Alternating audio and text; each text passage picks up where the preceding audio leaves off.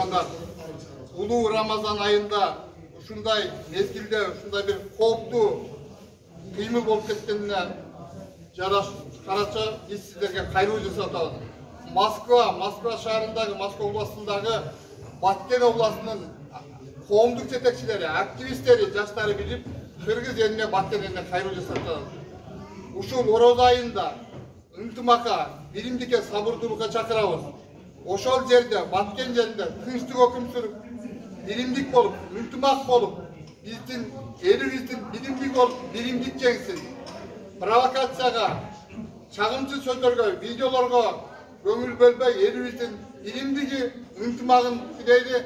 Кыргыз Республикасынын президентине, өкмөт башчысына, Коопсуздук комитетинин төрагаларына баарына кайрылуу жасап атат жаштар. Атайын келип бүгүн чогулуш өткөрдүк. Биз элдин аманчылыгын, биримдигин, тынчтыгын сурайбыз. Алла Таалам жараткан ушул Орозо айында биздин дуаларыбызды кабыл кылып, күнөөлөрүбүз кечирген болсун. Ким ошол ишти баштаган болсо, ошонун жазасын алат деген терең ишеничтебиз. Assalamu alaikum. Урматтуу кыргыз калкыбыз. Жалпы азыр биз канатыбыз тийип турган убагыбызда оор кырда алып келди биздин мамлекетибизге. Биз мына Сүлүктүү Лейлек жаштар бүт чогулуп турган Москва шаарында иштеп жүргөн, эмгектен жүргөн мигранттар.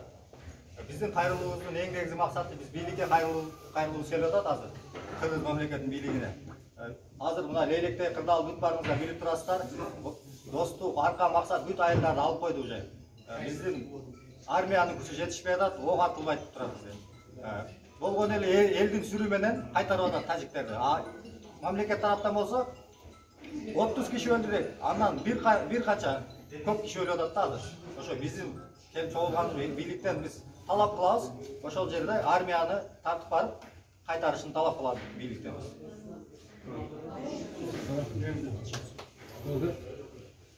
Ассаламу алейкум, кыргыз элим. Ушундай жаман кыйын абал болуп турат. Бул абалды жөнгө салуу үчүн бул эл чечпейт экен, муну бийликтеги адамдар чечет экен. Ошон үчүн биз прямой Лейлек Сүлүктүү коомунун жаштары биригип бийликке кайрылабыз. Бизде башка эч айла жок. Урматтуу Садыр Нуркожоевич, УКМК башчы Камчыбек Кыдыршаевич, сиздерден сураныч, тез арада согуш башталганыга уже 3 күн болду.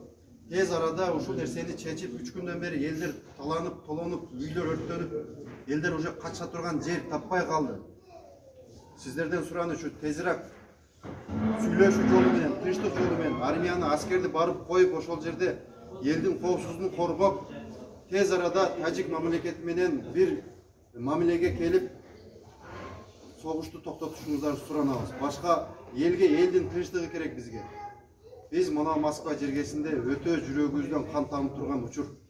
Сиздерден сураныч, ушул нерсени тезирээк чечишиңиздерге, саат, минута убактыраак болсо дагы чечип беришиңиздерге бийлик өкүлдөрүнө жалпысын суранабыз. Баткен эли биз сиздер менен. Баткен эли сиздер менен.